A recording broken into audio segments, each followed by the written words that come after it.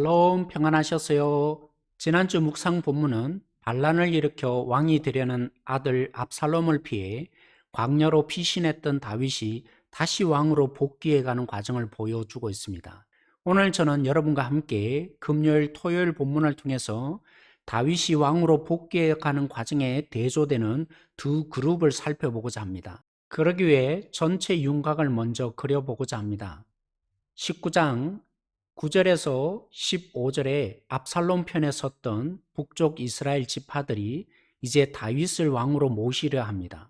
손바닥 뒤집듯 하는 그들에 의해 다윗이 회복되어서는 안 되기에 다윗은 유다 지파에게 왕으로 복귀시키는 일에 관여하라고 독려합니다. 그리고 압살롬의 군대 장관이었던 아마사를 요압의 자리, 그러니까 다윗의 군대 장관의 자리로 임명하겠다 합니다. 이와 대조되어 19장 40절에서 43절에 북쪽 이스라엘 지파들은 왜 자신들의 공을 빼앗아 가느냐 불만을 터뜨리게 되고요. 남쪽 지파는 다윗이 원래 남쪽 지역 출신이 아니냐 라며 갈등을 서로 일으킵니다. 이 둘 사이에 다윗을 왕으로 적극적으로 돕는 그룹들이 셋 있습니다. 시므이, 므낫세, 바르실레입니다. 여기에 대조되어 다윗의 왕으로의 복귀를 방해하는 인물로 세바가 일어납니다. 남과 북의 갈등 속에서 세바는 북쪽 이스라엘의 마음을 다윗에게서 멀어지게 하고 세바 자신을 따르게 합니다. 이 세바는 압살롬의 군대 장관이었다가 다윗의 군대 장관으로 임명되는 아마샤와 또한 대조를 이루게 됩니다. 다윗은 예루살렘에 복귀하여 압살롬이 대낮에 군중들 앞에서 범했던 후궁 10명을 더 이상 함께 하지 않고 궁에서 분리시킵니다. 압살롬에게 적극적으로 거부하지 않고 부끄러움에 동참하여 다윗이 용서하지 않은 후궁은 다윗이 용서한 시므이와 또한 대조를 이룹니다. 다윗에게 돌아선 북쪽 이스라엘을 평정하기 위해 아마사를 불렀는데 3일이나 지체하게 되자 요압을 통해 전쟁에 나서는 과정에 요압은 아마샤를 죽입니다. 이 요압의 행동은 다윗에게 조건 없이 은혜를 베푼 무비보셋과 바르실레와 또한 대조를 이룹니다. 시므이를 먼저 살펴봅시다. 다윗이 압살롬을 피해 피신할 때 욕하던 시므이를 요압의 동생 아비새가 죽이려고 했을 때 다윗은 가로막았습니다.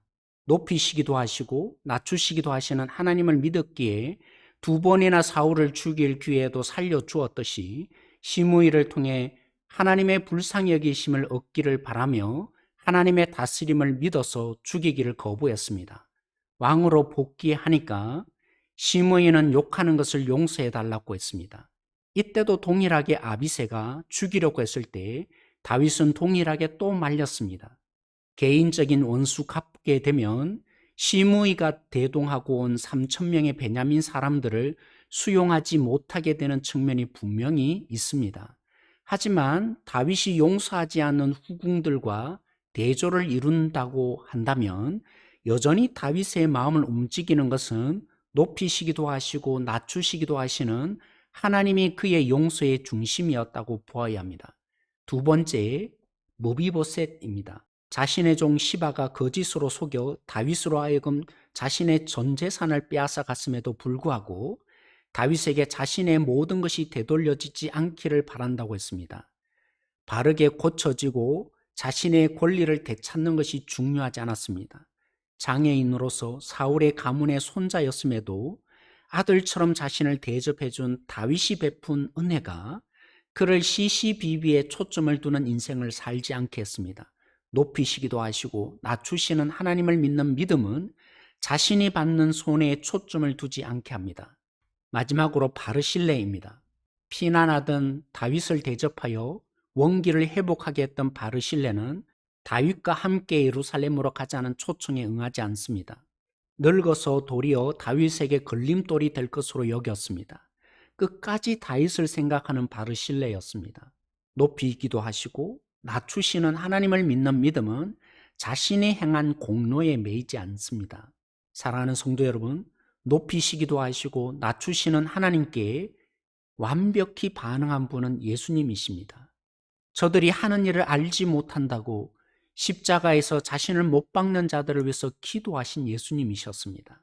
십자가에서 내려와서 하나님의 아들임을 증명해 보이라는 종교 지도자들의 말에 응하지 않고 하나님의 뜻하신 대로 버림받는 십자가의 자리를 끝까지 지켜주셨습니다. 우리는 예수님이 이루신 이 십자가의 승리를 믿음으로 지할 때 시시비비에 매이지 않는 모비보셋 이상의 삶을 삽니다. 공로에 매이지 않는 바르실레처럼 살아갈 수 있습니다.